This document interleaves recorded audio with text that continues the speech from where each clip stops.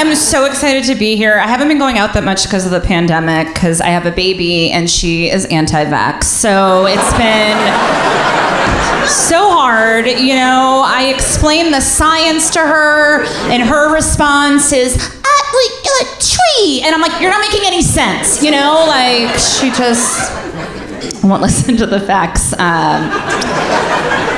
No. I love my baby. I'm very excited to be a mom. I had a child later in life. It's known as advanced maternal age. It used to be called geriatric pregnancy. The actual medical term for it, though, is old pussy. I have a very old pussy. You can't tell, but my vagina is actually using a walker to get across the stage. And there's a butterscotch candy between its lips. So old. I'm 87, and thank you. I know, I look amazing. I do look good for my age because I'm Italian. I'm sure you've heard, like, black don't crack. For Italians, it's salami, looking good, mommy. That's what my nonna used to say. And I only feel old when I go to the beach. I don't know if anyone else has had this experience, but like I used to run into the ocean, frolic in the waves, but now I've started to do what I call the old lady sea bath. I don't know if you know what I mean by that, but it's when you walk up right to where the ocean meets the sand and you bend down like very slow because your joints are starting to hurt, and you kind of like scoop and wash, you know? You just sort of scoop water onto your swim skirt, and you're like, ooh, that's nice. Ooh, salty. You know, just. I do think when you're a woman, though, peeing in the ocean is like one of the most empowering things you can do, right? Especially when you only go in ankle deep like I do. You're just like, I don't give a fuck, you know, just scaring families. People keep telling me now that I have a child, I have to save for her college fund, as if there's going to be a planet in 17 years for her to go to school on. I just hope that if my daughter does go to college, she doesn't study what I did. I was a major in giving blowjobs to guys that hated me. That's what a couple classmates here, okay. And then I was a minor in following those guys around campus and going, hello, that's what I studied. That's what I spent my parents' money on. Not a lot of self-esteem back then. Okay, controversial statement. I don't really like giving blowjobs, okay? I'm a mouth breather. It's like a bad panic situation for everyone involved, you know? But I loved giving them in college because I was drunk all the time, and I think I was just craving a salty snack, you know? Just like, oh, the pizzerias are closed, you know, just savory penis. My husband hates that joke because he missed his window, you know? It's not closed, no. My husband wants to have a threesome, and I'm like, great.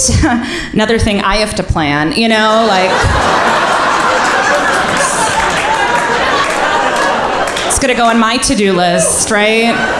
And then I know what's gonna happen. I'm gonna fucking plan the threesome, and I'm gonna put it on the shared Google Calendar that he promises he'll check, and then he never checks it, and then before you know it, April 17th rolls around, and Susan's at our door with all this lube, and he's gonna be like, what's happening? And I'm like, did you check the calendar? You know, and it's not gonna happen, is what I'm trying to say.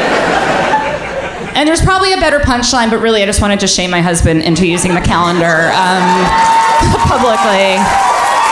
He's here tonight. Will, check the calendar. God damn it. No, I'm fun. I'm fun in the bedroom. I don't know.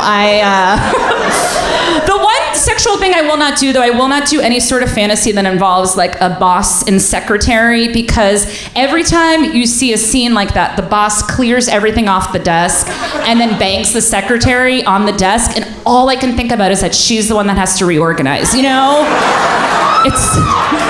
It's so disrespectful. Like, how can she enjoy herself when she's like, I'm gonna have to do all this filing, you know? Like,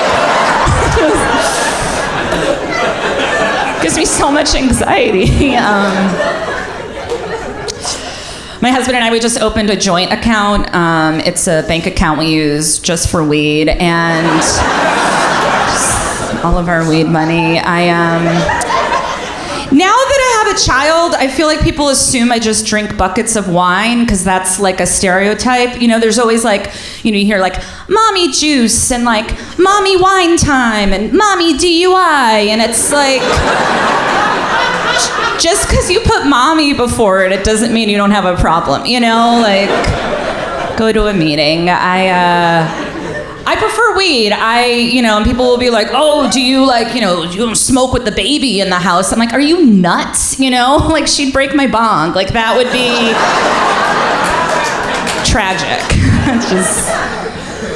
But I don't know if you guys have been to a dispensary, but like part of why I smoke weed is to help with my anxiety. But every time I go to a dispensary, I have a panic attack, because why are there so many kinds of weed? Like this, it's a scam, right? Like there can't.